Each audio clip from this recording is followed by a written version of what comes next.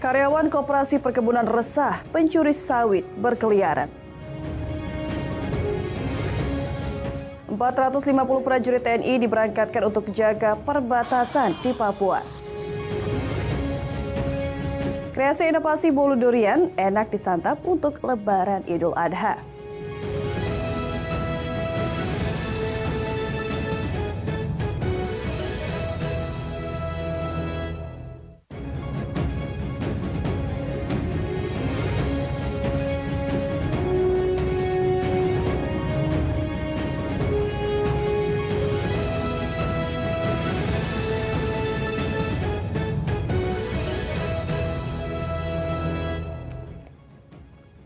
Assalamualaikum warahmatullahi wabarakatuh. Selamat pagi pemirsa. Selain 3 berita tadi, Lintas iNews Sumsel juga akan hadir dengan sejumlah berita dan informasi menarik lainnya selama setengah jam ke depan. Bersama saya Elza Renata, inilah Lintas iNews Sumsel selengkapnya.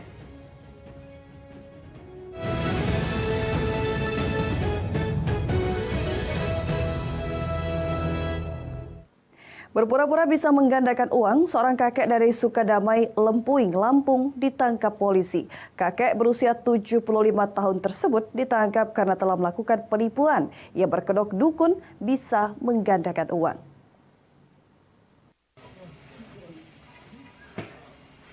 Seorang kakek berinisial S, 75 tahun, asal Sukarami, Tanjung Karang, Lampung, akhirnya berhasil ditangkap petugas kepolisian sektor Lempuing, Polres Oki.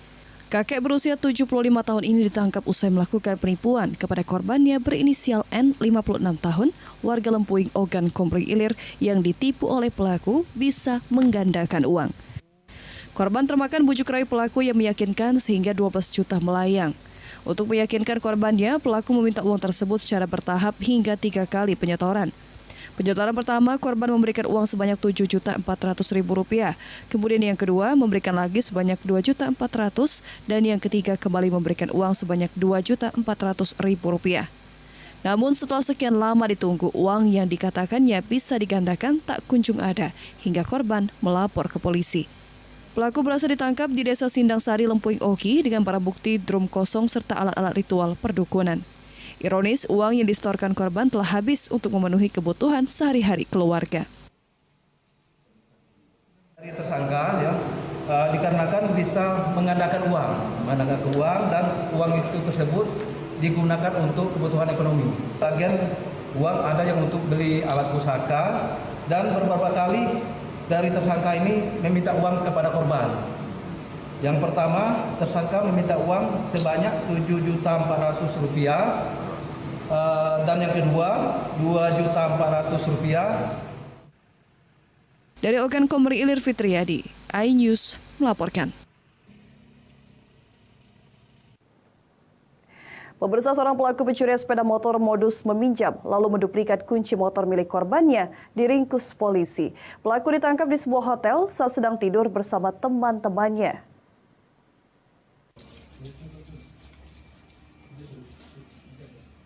Sebuah kamar hotel di Batu Raja, Ogan Komering Ulu yang disewa oleh seorang pelaku pencurian sepeda motor ini digerebek Satuan Unit Ranmor Polrestabes Palembang.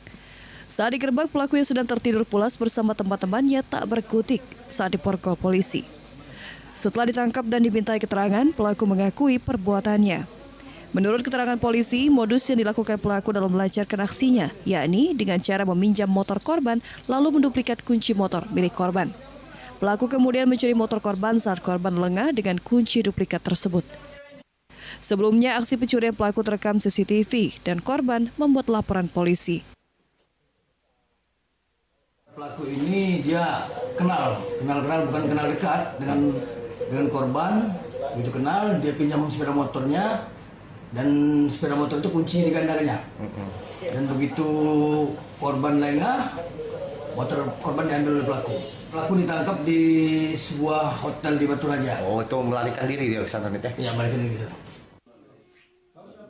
Akibat ulahnya, pelaku dijerat pasal 363 KUHP dengan ancaman kurungan 5 tahun penjara. Dari Palembang, Muhammad David, iNews melaporkan. Pengurus dan anggota Koperasi Produsen Usaha Teluk Sejahtera dari plasma sawit merasa resah karena sering terjadi pencurian di kebun plasma milik masyarakat. Meski para pencuri tertangkap, namun belum ada yang terhukum. Berapa banyak sudah? Pencurian buah kelapa sawit di lahan plasma milik masyarakat Desa Teluk Tenggiri, Kecamatan Air Kumbang, Banyuasin sudah kerap terjadi hingga menimbulkan kerugian bagi warga yang tergabung dalam Koperasi Plasma Produsen Usaha Teluk Sejahtera. Akibat dari pencurian tersebut, koperasi mengalami kerugian yang cukup banyak. Sudah 4 kali terjadi, puluhan ton buah sawit segar lenyap di gondol maling dengan nilai puluhan juta rupiah. Peristiwa ini sudah sangat meresahkan masyarakat karena penghasilan dari kebun plasma anjlok dari Rp800.000 menurun hanya 100 ribuan saja. Meski dalam beberapa kasus pencurian berhasil ditangkap namun tidak membuat warga lega karena para pencuri kedapatan dibebaskan dan kembali beraksi. Masyarakat yang resah mulai mempertanyakan kinerja aparat hukum. Bahkan pengakuan dari para pencuri, mereka mengakui mendapatkan backing dari perusahaan.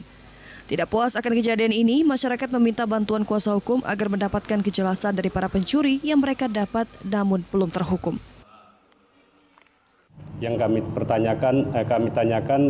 tanyakan bahwa mereka ditangguhkan tapi hukum tetap berlanjut karena penangguhan itu sesuai dengan, kata mereka, penangguhan itu sesuai dengan undang-undang di negara kita. Total kerugian Pak, kalau jumlah tonnya dulu Pak? Ya. Kalau pencurian pertama kurang lebih agak lupa Pak. Total aja Pak? Total mungkin dari segi hukum kami tetap berkoordinasi dengan pihak yang berwajib dengan mengumpulkan bukti-bukti. Adapun perspektif hal itu tentang backing itu kami akan menyelidiki lebih dalam untuk itu. Dari Banyuasin, Ahmad Saipul, iNews melaporkan. Pemirsa, pemberangkatan 450 prajurit Yonif 141 IYJP Satgas Pengamanan Perbatasan Republik Indonesia di wilayah Papua menggunakan kapal Teluk Galang 524. Pelepasan diwarnai isak tangis haru keluarga.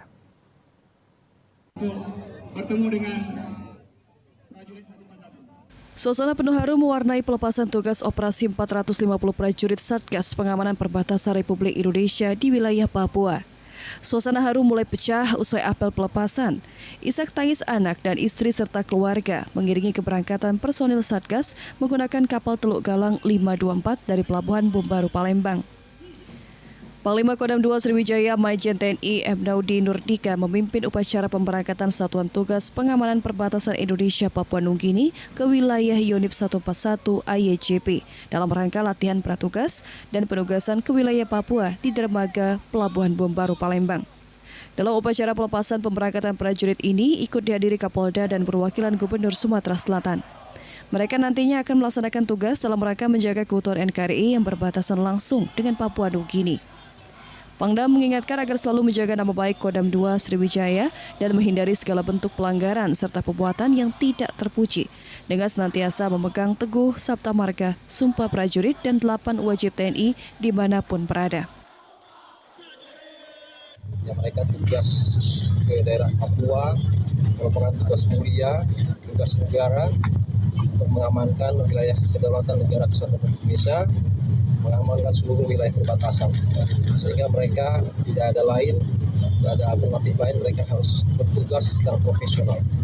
Kemudian yang kedua, mereka tetap harus memegang teguh Sabta Marga, Sumpah Prajurit dan 8 wajib TNI, karena mereka di sana juga akan berhubungan dengan masyarakat.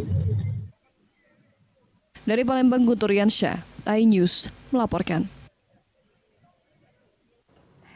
3 dosen Universitas PGRI Palembang sahabat penghargaan Academic Leader 2024. Informasi lengkapnya akan hadir sesaat lagi.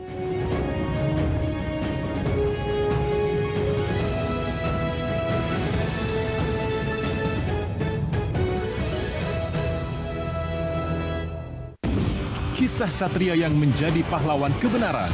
Kekuatannya dahsyat tak terkalahkan. Saksikan pertarungan serunya Bima S di MNC TV. Apa yang kamu lakukan saat ada orang teriak copet sekitar ikut teriak. Segede gini nih bolanya, jarinya segede apa? Lapis Biner Indonesia di MNC TV.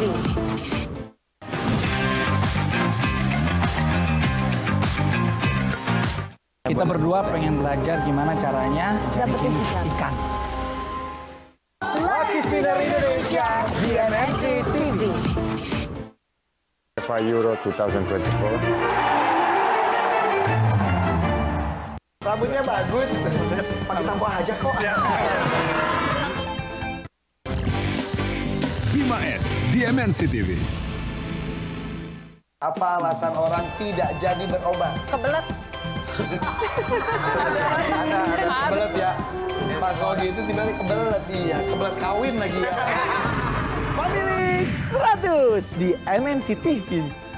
UEFA Euro 2024. Kita berdua pengen belajar gimana caranya bikin ikan. Bima S di MNC TV. Kita berdua pengen belajar gimana caranya bikin ikan.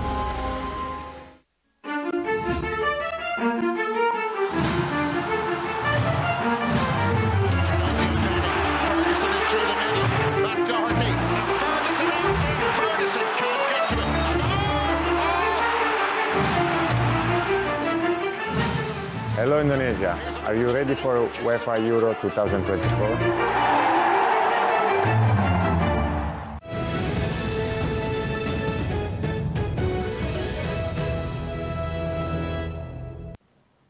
Terima kasih Anda masih bersama kami. Pemirsa, Universitas PGRI Palembang kembali menoreh prestasi. 3 dosen PGRI menyambut penghargaan Academic Leader 2024 tingkat LLDikti 2. Sesuai dengan moto, melaju dengan mutu dan nantinya akan melahirkan lulusan terbaik dan berdaya saing tinggi.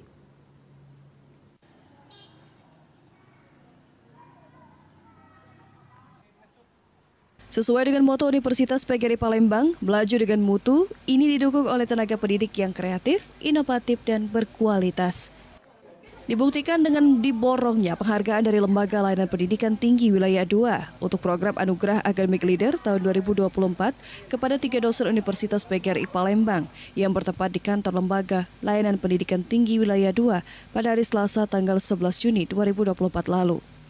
Adapun penghargaan tersebut diterima oleh Asok Profesor Dr. Syaiful Edi sebagai terbaik 1 kategori bidang ilmu sains, Asok Profesor Dr. Nila Kusumawati sebagai terbaik 2 kategori bidang ilmu pendidikan, dan Dr. Ian Kurniawan sebagai terbaik 2 kategori bidang ilmu teknologi.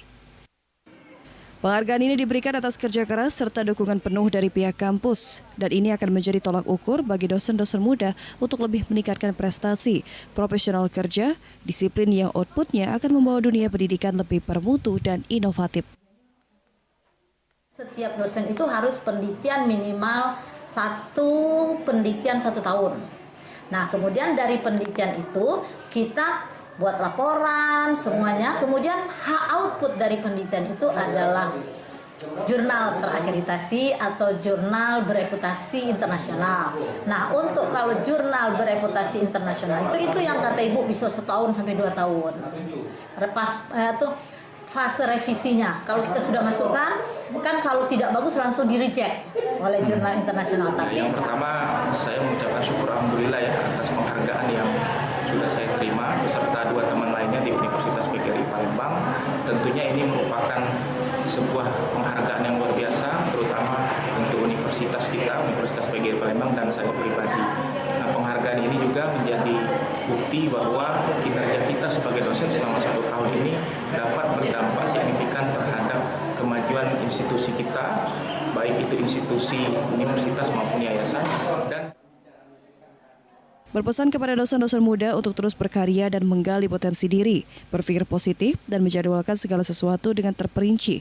Masa depan bangsa ada di tangan anak-anak yang berbakat. Dari Palembang, Erwin Setiawan, iNews melaporkan. Pemirsa, bolu lapis durian jadi ide salah satu pelaku usaha kue di Palembang yang ternyata banyak diminati. Tiap lapis bolu yang diolesi daging buah durian membuat bolu berasa legit dan menggugah selera. Penasaran seperti apa? Berikut liputannya untuk Anda.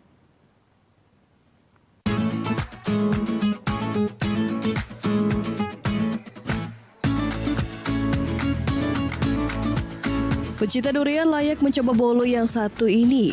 Namanya bolu lapis durian. Kreasi dari pelaku usaha makanan di Talang Jambi, Palembang. Sekilas, kue mirip dengan bolu lapis pada umumnya. Namun, buah durian yang ada di setiap lapisannya menjadikannya berbeda. Deka Ariandi, pembuat bolu, mengaku memulai usahanya sejak 3 tahun terakhir. Memanfaatkan buah durian lokal sebagai bahan utama, ia juga membagikan resep bolu lapis durian buatannya. Langkah awal, campurkan telur, gula, dan butter yang diaduk dengan mixer. Terpisah, sebagai adonan kedua dicampurkan kuning telur, vanili, dan gula halus. Setelah kedua adonan mengembang, satukan dan tambahkan tepung terigu perlahan serta kental manis. Adonan yang sudah jadi dimasukkan ke dalam loyang bertahap yang diberi buah durian untuk lapisannya hingga lapis ke-10, bolu lapis durian siap dinikmati. Respon pembeli alhamdulillah positif karena durian itu buah kesukaan ya. Jadi pembelinya sangat banyak. Setelah kita launching lapis durian sangat banyak yang minat. Per hari itu kita bisa produksi 100 loyang untuk jenis lapis durian aja. Belum lagi lapis-lapis yang lainnya seperti lapis ori, lapis nanas, banyaklah yang lain. Ini namanya bolu lapis durian. Gimana rasanya? Duriannya terasa di setiap lapisan, lembut banget, enak banget, legit banget, ampun. Emang suka makan durian ya? Iya, penyuka durian. Kalau harganya mahal nggak sih? Nggak terlalu mahal sih, sedang aja sesuai sama kualitasnya kan ya.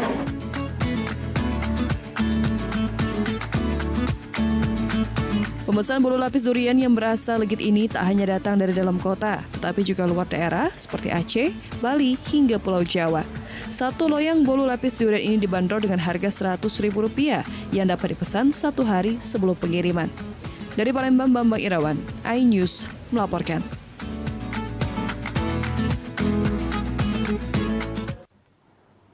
Pemirsa, seorang pelaku usaha makanan di Palembang berinovasi membuat tekwan goreng. Cita rasa gurih dari salah satu makanan khas Palembang ini pun untuk menarik banyak peminat. Puluhan porsi pun ludes per hari. Yang penasaran dengan menu yang satu ini, berikut liputannya untuk Anda.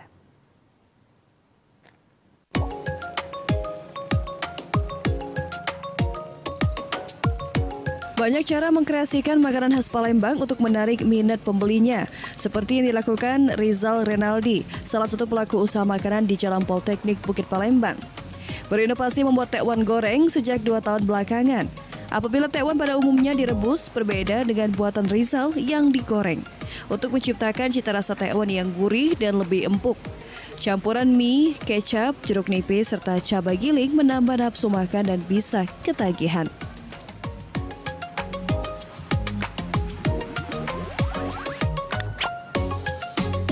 Bahan utama membuat tekwan tetap ikan dan kakap dipilih Rizal. Ikan kakap yang sudah digiling dicampurkan bawang putih halus, gula, garam, penyedap rasa, dan air, lalu diaduk hingga kalis. Setelah itu masukkan tepung terigu perlahan sampai adonan tercampur rata, lalu digoreng. Tekwan yang sudah matang dihidangkan dengan kuah kaldu khas. Tekwan goreng Rizal diakui makin laku selama 1 tahun terakhir dengan memanfaatkan media sosial sebagai wadah promosi. Dalam 1 hari, tekwan goreng habis terjual hingga ratusan porsi dan menghabiskan lebih dari 3 kg ikan kakap. Salah satu pembeli mengaku menyukai tekwan goreng. Selain karena rasanya, menu ini juga mengenyangkan dan relatif murah. Hanya dibanderol dengan harga Rp11.000 per porsi. Menurut saya enak, rasa ikannya.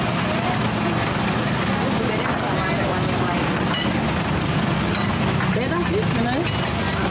Dari agak lebih kenyang, dia itu lebih terasa bumbunya. Beda, kalau tekwan goreng lebih gurih dia. Beda sama direbus. Kalau sekarang alhamdulillah 70 porsian tekwan. Modalnya 50 porsian. Kalau untuk ikan sendiri sampai 3 kilo. Tekwan goreng buatan Rizal ini bisa dibeli langsung di kedai milik Rizal selain secara online. Jika Anda berkunjung ke Palembang, mungkin bisa memilih menu yang satu ini. Dari Palembang, Bambang Irawan, iNews melaporkan.